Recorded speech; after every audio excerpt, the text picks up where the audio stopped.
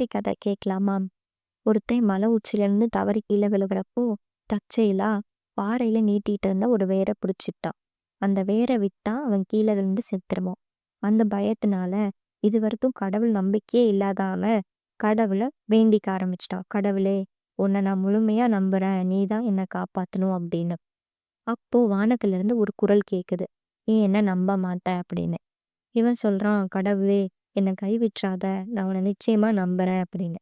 அந்த குரல் சொல்லுது, இப்ப இல்ல இல்ல, எனக்கு நம்பிக்கை இல்ல அப்படின்னு. இவன் சொல்றான், கடவுளே, நீ தான் என்னை காப்பாத்தணும் அப்படின்னு.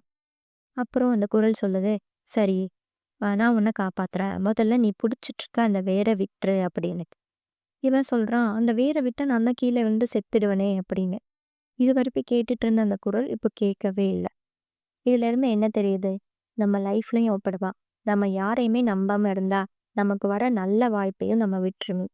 அதனால நமக்கு நம்பிக்கைக்கு உரித்தானவங்கள நாம எந்த சூழ்நிலையா இருந்தாலும் நம்பி தான் ஆகணும்.